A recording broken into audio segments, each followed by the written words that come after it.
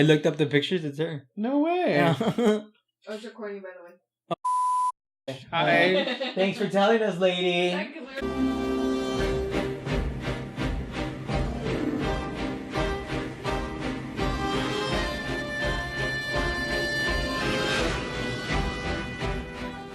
Hey, what's up, guys? Benji and Anthony here at the bar. Thank you for joining us today for our Throwback Thursday review of A Nightmare Before Christmas came out in 1993. It's from the mind of Tim Burton, and it was directed by Henry Selick.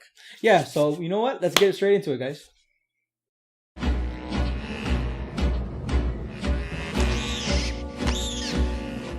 So, Nightmare Before Christmas. I really love this film. I kind of don't know how to explain it, other than that it's different worlds with different seasons. There's like Thanksgiving, Easter, Valentine's Day. But we are lucky enough to be in Halloween Town, my favorite holiday, as you all know. And we see the story through Jack Skellington's eye. He is the Pumpkin King. He is the king of all Halloween Town. And year after year, they throw this big event. But he starts kind of losing interest for it, or he feels that it's become boring and monotonous. And he goes on a walk one night after Halloween, and he stumbles upon Christmas. He opens the door and he falls in, and now he's in Christmas Town, and he is delighted beyond words. And he wants to actually run it, and that's where it all kind of starts. The movie was really cool. It's something different from stop motion, right? And it was one of the first stop motions that came out that were actually done better than back in the 30s. And this came out in 93. And which is really hard to do. I've had the pleasure of seeing somebody do it live, and it's ridiculous amount of time to do that. Click, move. One single mistake and everything has to be done again. I've seen somebody have to do, 100 shoot, go back and do it again, which was, something insane just to do one piece of motion. And it wasn't even like a motion of him walking from one point A to point B. It was more of him just picking up his hand and moving it back down, which takes 100 shoots, which is amazing for that. And the really cool thing about this is the voice acting. The voice acting was crisp from everybody.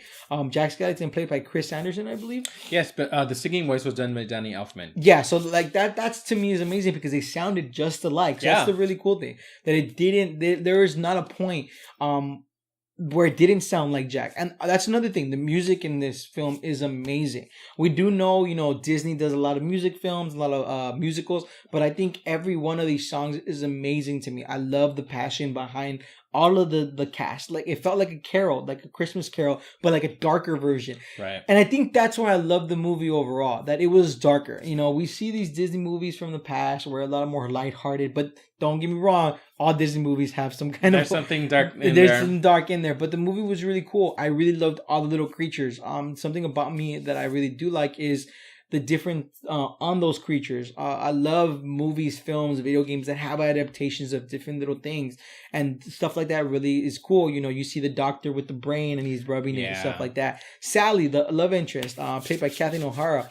She was amazing. I felt like, and she didn't really have too many lines, but she was amazing. She's kind of like the Boba Fett of this movie. Like, she's in it a little bit, but what scenes that she's in, she is amazing. And I loved it because this film wasn't only kind of like a kid's film. It was more of a love interest film. It was a movie about finding yourself and understanding what you're good at and not trying to change who you are, like into a way of, I don't know if it's peer pressure. I wasn't too sure of like what. I think that's why I kind of had a negative effect as well, was because of the choice that Jack made towards the end. But we'll get into that a little bit more.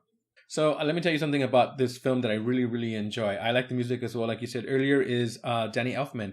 Some Disney movies, they have songs and you're just like, can the song be over? But not in this film. Every song is a hit. And if you grew up in Los Angeles in the 1980s, Halloween and Oingo Boingo go hand in hand. They'd always do a show on Halloween night. Oh, okay. And Danny Elfman is the lead singer of, or was the lead singer of Oingo Boingo. I think they were united at one point. I think they did a concert actually a little while No, back. There's a Hollywood Bowl presentation of the music for The Nightmare Before Christmas. I see, okay. Yeah, and another thing that kind of I really liked about this movie, but was what the thing that was lackluster was Oogie Boogie, played by Ken Page. I felt like his music and his acting in the voice acting in this film was amazing. And it was sad to me that they didn't give me enough. A lot of the Disney movies actually focus a lot on the villains. I don't know if you noticed that. Right. But they focused a lot of them. A good example, Lion King, they focused on Scar so much. They focused on Sleeping Beauty. They focused on Maleficent so much. But in this one, they didn't really talk about him. Yes, and I loved him. He was a gambler. He was this ugly bug thing, and it was just a bag. It was just a bag, and it was something where I wanted more, but he felt, to me, he was supposed to be the creepiest, scariest thing, but he felt caged. And I didn't like that. And I really wanted more. And I think that's the one part that kind of disappoints me about this movie, is that character development wasn't there. But then again, like, don't get me wrong, other characters were amazing. The mayor was amazing in this movie. I loved his two-sidedness of a mayor. I thought that was such a brilliant, like, tongue-in-cheek, wink, wink. We all know politicians nowadays. They have a good side, quote unquote, but let's be honest, the other side's always worried. They're always in there. And I love that about it. And I think that's what really brought this movie out, why a lot of people like it. Because it could be either a Halloween movie that you want to watch in Halloween, or it could be a Christmas film. Yeah. And at the same time, even though it was kind of creepy at certain points, some of the things were kind of oolish and ghoulish, it was still a kid's film that really had a heartwarming feeling. Even though Jack was a skeleton and he was the scary guy, he had a heart. He really wanted just to feel like more accomplished. He wanted to bring joy to the world. Exactly. And even though it was a little evil joy, with presents and stuff like that, it was really cool. Like, you could really have a kid watch this. Not all kids. I think some kids will get scared at certain points, like the little demons, stuff like that, especially the little boy on the chain. That was a little weird. The mom always had him on the chain. That one was a little creepy to me. But I think I just have to give a shout out to the vampires, though. They looked amazing. That Bela Lugosi one, really. They all looked great. And that's the thing. Like, the artistry behind the clay figures is amazing in this.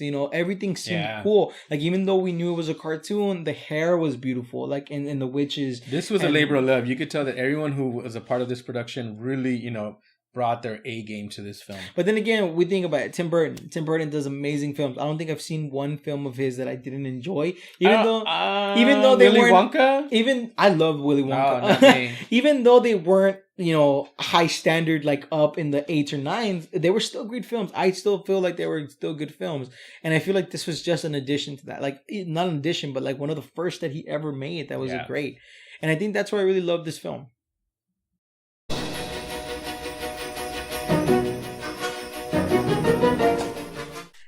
So this movie, I want to give it a 10 out of 10, but because of the Oogie Boogie thing, I can't get over it. One of my favorite things is villains. Villains is my favorite thing. I have to give it a 9 out of 10. I do love the stop animation. I love the characters. I love the design. But because I just had the lackluster, of course, it's a kid's film. Again, it's not lackluster. No. The lackluster of Oogie Boogie. Because he wasn't in the film as much as I wanted to, as much as I wanted to know about him. That's why I'm giving it a 9 out of 10. But it's a beautiful film. I actually saw this movie recently for Halloween, and also for the review. I looked up some stuff on it, and I had to give it an analytical review, and it's actually a 10. And I actually am surprised at that, because I've seen this movie 30 times. I go see the 4D version at El Capitan and all that. But when you look at it for the review, it's actually a 10. Yeah. It's perfect. Yeah, and I really love the new part about it. Like, a lot of times when they bring it to Blu-rays, they don't look as crisp, and it still look beautiful. So I do recommend it. Yeah, if you have a chance to watch it, the 4D. I heard the 4D is amazing. It is. If you have a chance to go watch it there at the theaters or in 3D, or if you just have it at home, and I know they'll be playing it holiday season, please go ahead and watch that film. Hey, what's up, guys? Benji and Anthony here again, and thank you for joining us for our Throwback Thursday review of The Nightmare Before Christmas. Join us on Monday. We're going to be doing Office Christmas Party starring Jennifer Aniston. So hopefully you guys can join us for that. In the comments down below, let us know if you guys seen the movie Nightmare Before Christmas. Did you guys like it? Did you guys didn't like it? Let us know. Also, let us know of some of the other Disney movies that you like watching during this time. Don't forget to share this video. We're on Tumblr, Instagram, and Facebook. So there's links down below if you guys want to click those. Alright guys, don't forget to give us a thumbs up if you guys like the review. And also don't forget to subscribe for more awesome reviews, guys. Have a good one.